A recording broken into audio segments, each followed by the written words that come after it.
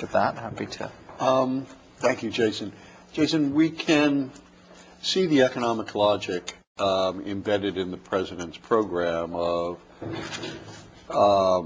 pairing gradual deficit reduction with investments in elements of growth that cross industries and sectors, education and training, innovation, infrastructure, so that the public investments can raise the rate of return as more capital is being freed up by the gradual deficit reduction, and then you get a big boost in business investment and hopefully employment.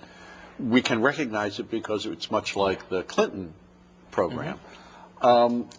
What are the economic implications of the Republicans' approach?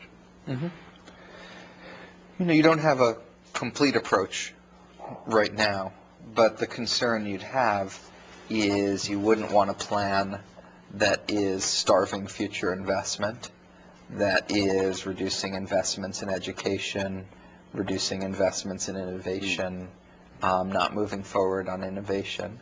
And the worst of all worlds is if you're doing that as a way to pay for tax cuts for high-income households and to repeal health care, rather than doing all of that to reduce the deficit. So we don't have any debate with the Republicans about the need to cut spending and live within our means. But what we want to make sure is that we're doing it in a responsible way that's investing in the future and bringing down the deficit. And I think that's the crux of where things, where things lie. One other question, and then we can solicit. We'll get questions from the audience here today, and that is at last week's event here, we had Stan Collender and Kevin Hassett and who am I forgetting, Simon? Myself and Bill Gale, your former colleague, sorry, from Brookings. And one area in which there was more uncertainty across the panel than some was the economic implications of problems with the debt ceiling. How do you see that?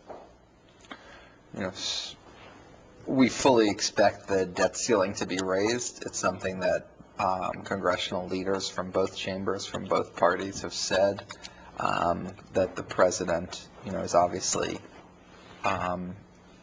takes them at their word and thinks it will be raised. So this is not an issue that we expect to have to face. Secretary Geithner wrote a letter where he outlined some of the consequences if it weren't raised. And I think it is good that people seem to appreciate that. And it would have, huge, long-lasting ramifications for the United States economy, for our ability to fund our government, for the many obligations the government has, which aren't just to our creditors, but to our senior citizens, to contracts that the government writes with people for goods and services, as well as the types of investments we'd make. So it's for the most part unthinkable, and that's why, as I said rightly, everyone has rejected it as a thought. One last question, sorry, but it's just occurred to me. This is a period of really historic transformation in the Middle East, and we are now seeing the unrest spread to significant oil producers. In the case of Libya, certainly, and we don't know what the next step is. The beginning, at least, had been limited to areas that are relatively minor in oil production. Is there concern?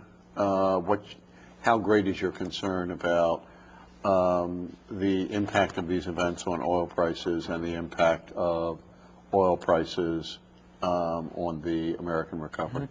Yeah, I mean, that's something we're obviously monitoring very closely, both the national security situation, but also the impact it would have on oil markets and on our economy. the American economy is a less oil-intensive economy than it used to be. So oil prices still affect us adversely. They still affect consumers at the pump, but not to the same degree that they did in the past. The same thing when you look at something like commodities prices in the area of food.